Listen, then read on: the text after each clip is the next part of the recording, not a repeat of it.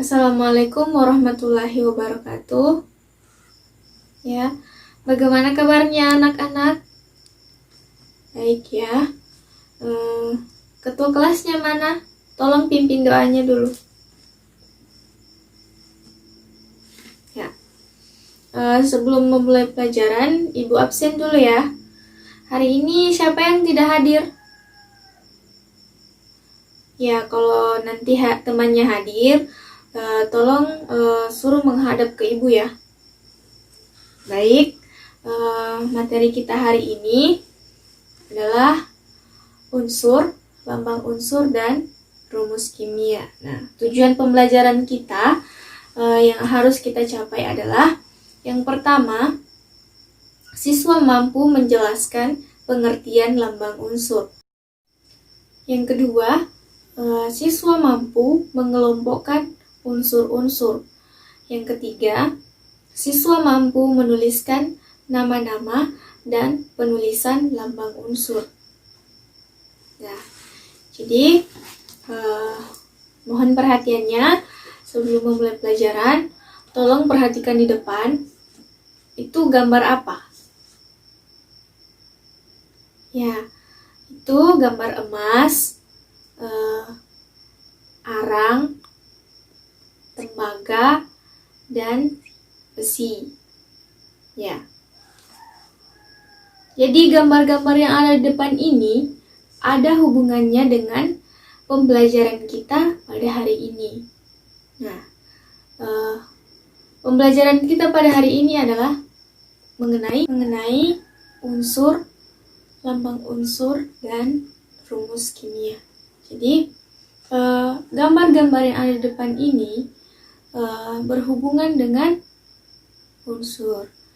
Nah, unsur bisa kita temui dalam kehidupan sehari-hari. Contohnya seperti emas. Emas ini termasuk unsur.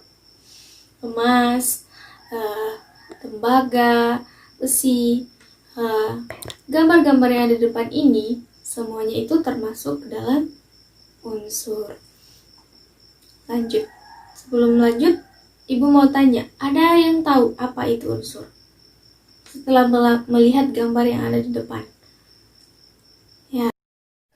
Jadi, unsur ini dapat diartikan sebagai bagian zat murni yang kecil atau zat tunggal sederhana dan tidak dapat diuraikan melalui reaksi kimia biasa. Unsur dapat diuraikan dengan cara yang lain, sehingga terbagi menjadi beberapa atom. Atom dapat diartikan sebagai partikel terkecil dari suatu unsur. Lanjut, penggolongan unsur. Nah, unsur ini dapat digolongkan menjadi 3, yaitu unsur logam atau metal, terus non-logam atau non-metal, dan semi-logam atau semi-metal. Nah, unsur logam sendiri adalah unsur yang dapat menghantarkan listrik dan panas. Contohnya seperti baja, besi, seng, aluminium, tembaga, emas, perak, dan lain-lain. Terus selanjutnya unsur non-logam. Nah, unsur non-logam ini adalah kebalikan dari unsur logam. Nah, jadi tadi kan unsur logam dapat menghantarkan listrik dan panas. Kalau unsur non-logam, unsur yang tidak dapat menghantarkan listrik dan panas. Contohnya seperti hidrogen, oksigen, karbon, dan lain-lain. Lanjut, unsur semilogam. Nah, jadi unsur semilogam adalah unsur yang sifatnya berada di antara logam dan non-logam. Mengapa dikatakan demikian? Karena unsur semilogam ini unsur yang sewaktu-waktu dapat menghantarkan listrik dan waktu yang lain tidak dapat menghantarkan listrik. Contohnya seperti semilogam, germanium, dan silikon. Ya, lanjut. Penulisan lambang unsur. Sejarah penulisan lambang unsur. Yang pertama, zaman alkimia. Sesungguhnya unsur-unsur ini telah lama dikenal oleh manusia pada zaman alkimia, sekitar abad pertengahan. Unsur-unsur ini dilambangkan dengan gambar-gambar tertentu. Coba perhatikan gambar yang ada di depan. Contohnya itu seperti emas. Emas ini ada bulatan-bulatannya, terus perak, dia itu dilambangkan dengan bulan sabit. Ya. Nah, unsur yang telah ditemukan dan ditetapkan oleh para ahli kimia sekitar 108 jenis. Dari sekitar 108 jenis unsur itu dibuat lambangnya. Kenapa? Agar lebih mudah dalam menuliskan peristiwa reaksi kimia. Pada awalnya, lambang unsur ini dinyatakan dengan gambar-gambar icon. Lanjut, penulisan menurut John Dalton. Nah, setelah tadi zaman alkimia, ada lagi pada zaman John Dalton. Jadi, John Dalton ini menggunakan dasar lingkaran, dan di dalam lingkaran tersebut terdapat lambang khusus untuk setiap unsur. Coba perhatikan. Contohnya seperti besi. Nah, besi ini coba perhatikan, ada bundaran-bundaran, terus ada lambang I di dalamnya ya. Terus perak, ada sama tadi dengan besi, ada bulatan-bulatannya, terus di dalamnya ada lambang S. Terus lanjut,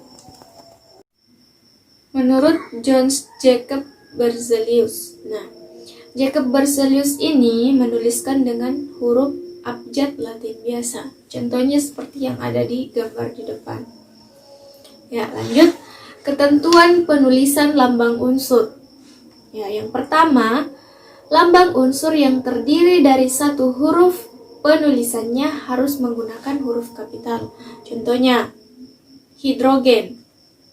Jadi, hidrogen ini kan lambang unsurnya dilambangkan dengan H. Jadi, dia ini menggunakan huruf kapital. Jadi harus menggunakan huruf kapital ya.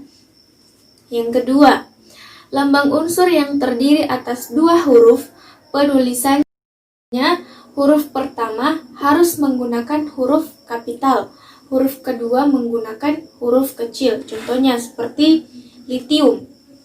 Lambang unsur dari litium kan Li. Nah, dikatakan tadi bahwa huruf pertama menggunakan huruf kapital. Jadi huruf pertama dari lambang unsur litium L. Jadi dia harus besar. Terus yang kedua menggunakan huruf kecil. I-nya kan kecil ya, dari litium. Lambang unsur litium Li. Terus yang ketiga, apabila ada beberapa unsur yang memiliki huruf depan atau pertama yang sama, lambang unsurnya dibedakan oleh huruf kedua atau huruf berikutnya. Contohnya seperti kalsium. Terus lanjut yang keempat, penulisan sistem lambang unsur terdiri atas 3 huruf, diberi nama sesuai nomor atom unsurnya ditambah akhiran ium. Awalan untuk setiap angka ditetapkan sebagai berikut. 0 itu sama dengan nil, 1 sama dengan un, yang 2 sama dengan bi, 3 tri, 4 kuat, 5 pen, 6 hex, 7 set, 8 oct, 9 n. Nah, jadi sekian dulu materi kita pada hari ini. Ada yang bisa memberikan kesimpulan dari materi kita pada hari ini? Ya. Jadi kesimpulan materi kita pada hari ini adalah unsur adalah zat tunggal. Ya, mengapa dia dikatakan zat tunggal? Karena dia hanya terdiri dari satu. Nah, unsur ini dapat kita temui dalam kehidupan kita sehari-hari. Jadi, unsur yang ada di dalam sistem periodik ini bisa kita temui dalam kehidupan sehari-hari. Contohnya seperti emas. Tadi kan emas, besi, tembaga, perak, karbon, dan lain-lain. Jadi, sekian. Ibu harap kedepannya kalian lebih giat lagi belajarnya. Ketua kelas, tolong pimpin doanya. Ya. Wabillahi taufiq wal hidayah. Wassalamualaikum warahmatullahi wabarakatuh.